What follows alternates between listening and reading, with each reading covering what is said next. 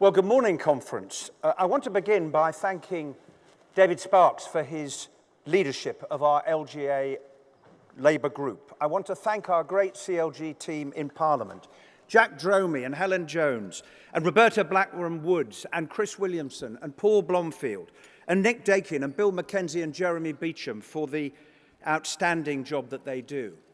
But I also especially want to thank, and I'm sure you will too, the 6,000 Labour councillors, including the 824 new councillors elected in our great victories this year, who day in and day out, in towns and villages and cities, fly the flag for Labour.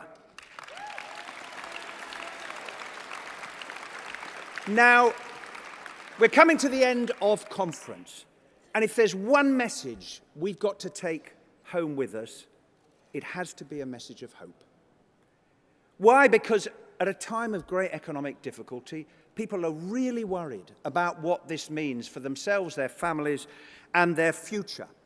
And you know, the biggest threat we face is not the scale of the challenge, no.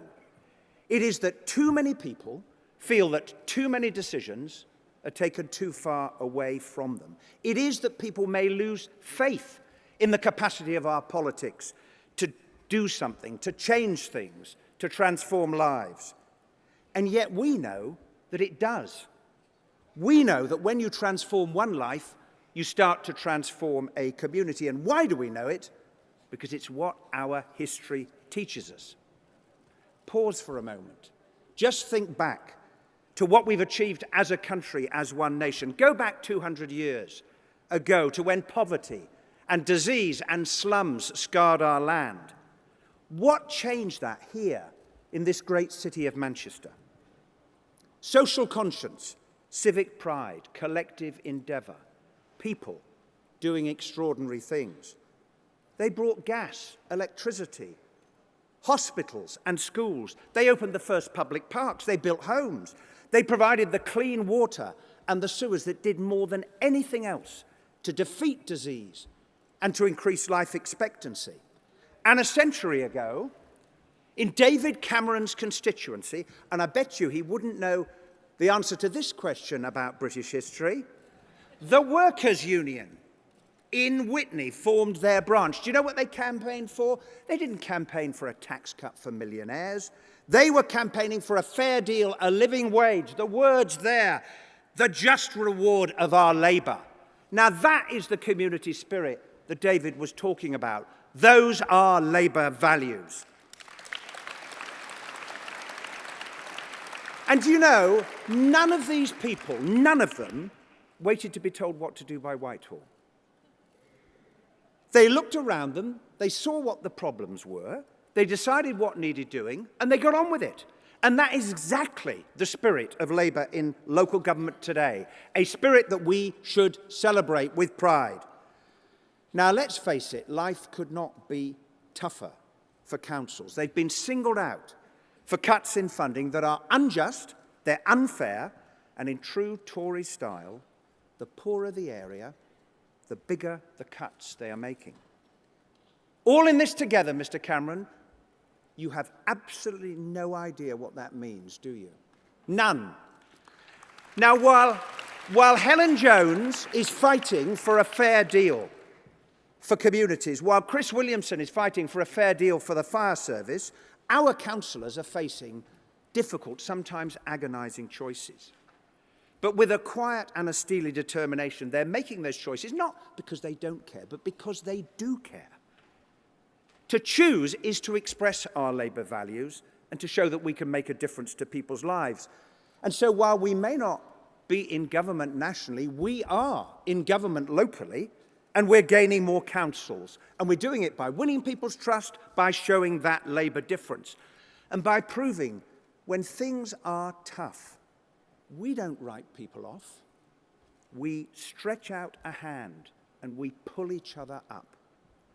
Now, one thing we did in government to pull young people up was our educational maintenance allowances, scrapped by the Tories and the Lib Dems. And I'd like to welcome now Councillor Nick Forbes, the Labour leader of Newcastle, to tell us what they're doing to help the young people affected in their city. Nick.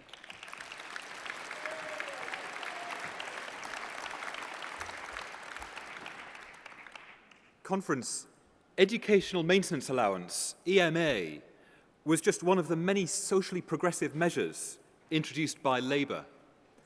It helped thousands of young people to stay longer in education, meaning that they could improve their skills and increase their job prospects. And because it was targeted to people from disadvantaged backgrounds, it helped with social mobility. I know how important EMA was to young people in Newcastle because they marched through our city centre in their thousands when it was scrapped by this coalition government. We were determined to do something to help. So we worked with our local schools. This one, Benfield, is just one of the many schools that was rebuilt by the last Labour government.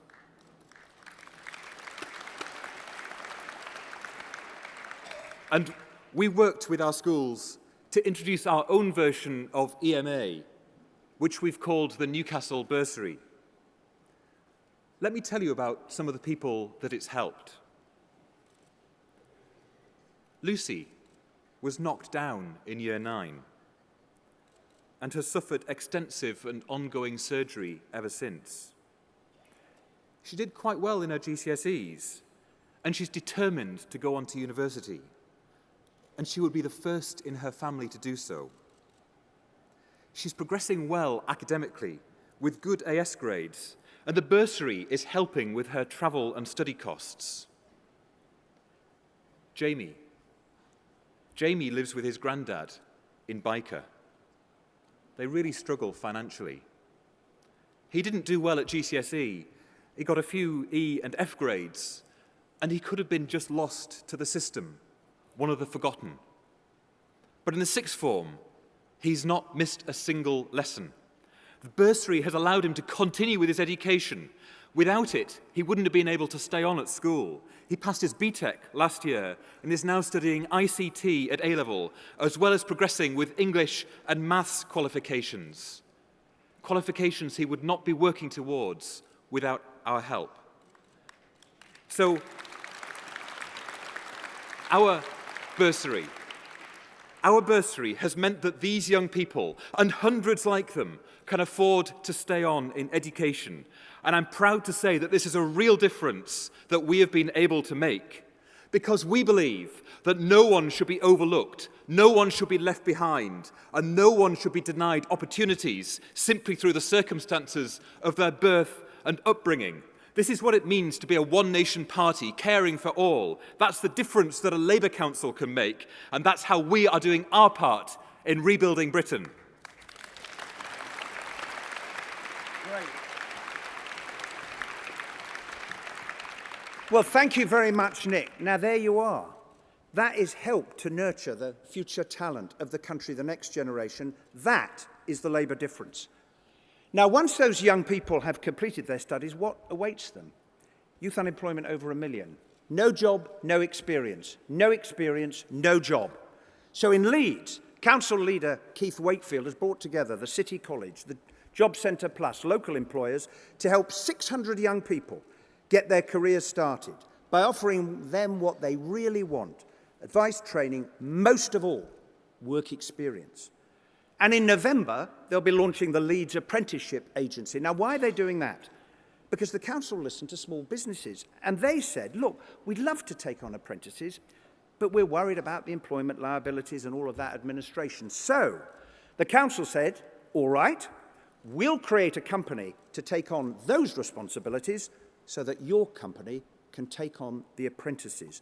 A Labour council working with small businesses to make a big difference. Now, one of the areas where jobs have been really hard hit is in construction.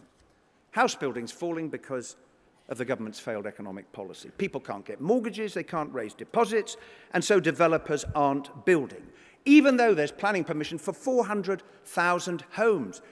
Roberta Blackman-Woods will tell you the planning system is not the problem. The government is the problem. And it's all very well, you know, Nick Clegg going to the Liberal conference last week and saying, you know what, we'd like to build lots and lots of houses. But where was he when his government slash the affordable housing budget by 60%, so that in the last year, the number of affordable houses started fell by over 2/3. Now you've started saying sorry. Any chance you'd like to apologise for that, Nick?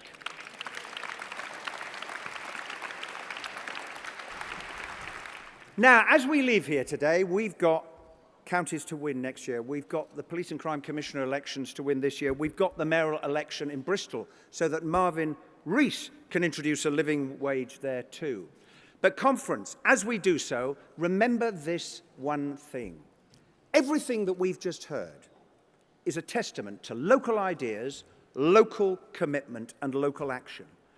And you know, we need more of it. And yet in England, let's be honest, too much power is still wielded in Westminster. And if we're really honest, we've been too wedded to that way of doing things in the past. And I think that needs to change. We really need to change. And you know what? There's absolutely nothing to fear from that change, and there's everything to gain, because our job is to give people locally the tools they need to do their job. Decisions taken closer to the people, by the people. Look around us. There's so much that needs doing. Improving people's health so that life expectancy doesn't fall with income. Making sure that broadband, the artery of economic development in this century, is available everywhere. Generating renewable energy on our roofs to help reduce people's energy bills and look after the planet. Caring for a growing elderly population so we can remain independent and be looked after in our own homes, as Sandwell is doing.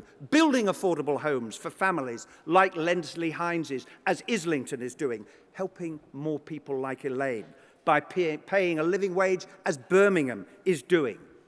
And as we do all of those things, as we give people the hope that they are yearning for, so confidence will build in us and in Labour politics. You know, 200 years ago, the circumstances may have been different. But our mission, what we're about as a party, has not changed. And we will stand shoulder to shoulder with you as together we get to work. Thank you very much.